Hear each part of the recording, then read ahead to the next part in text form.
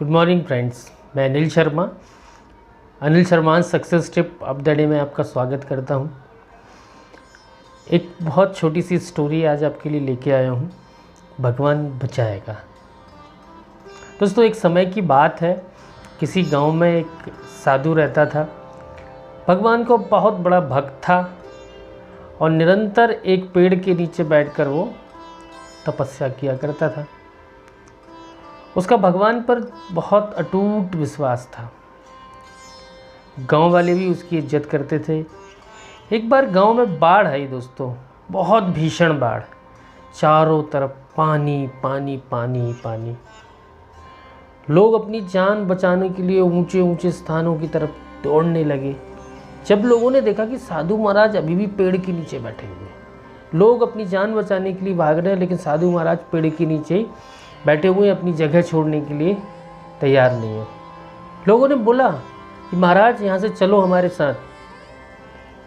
तो साधु महाराज ने कहा, तुम लोग अपनी जान बचाओ, मुझे मेरा भगवान बचाने के लिए आएगा। दोस्तों, धीरे धीरे पानी और बढ़ता गया और बढ़ता गया। पानी साधु की कमर तक आ पहुंचा। इतने में वहां से एक नाव गुजरी। मल्लाह ने कहा, हे साधु, आप इस नाव पर सवार हो जाओ, सुरक्षित स्थान पर छोड़ दूंगा।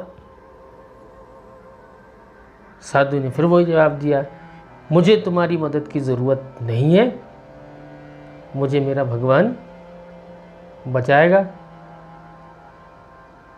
दोस्तों, नाव वाला चुपचाप वहां से चला गया। दोस्तों, कुछ देर बाद बाढ़ और बढ़ गई और प्रचंड हो गई।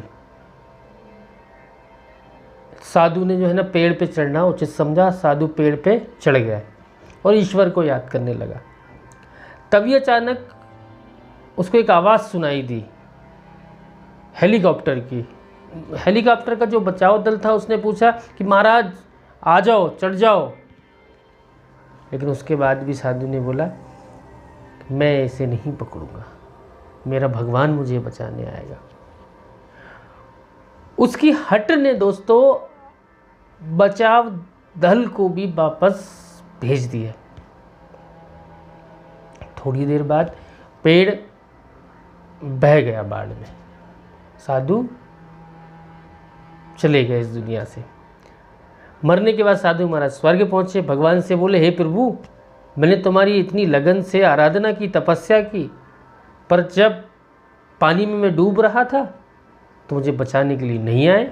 ऐसा क्यों? ऐसा क्यों किया प्रभु? भगवान बोले, हे महात्मा, मैं तुम्हारी रक्षा करने के लिए बल्कि 3 बार आया था। मैं तुम्हारी रक्षा करने के लिए एक नहीं बल्कि 3 बार आया था।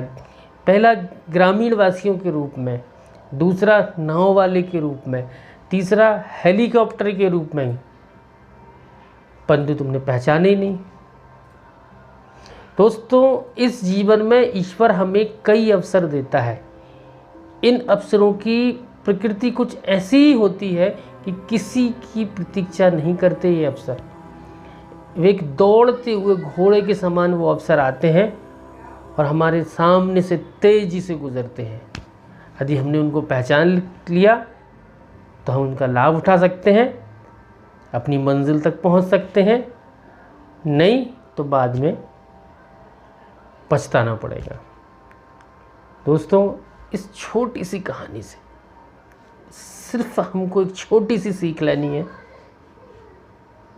कि ऊपर वाला खुद हमको बचाने नहीं आएगा। हमको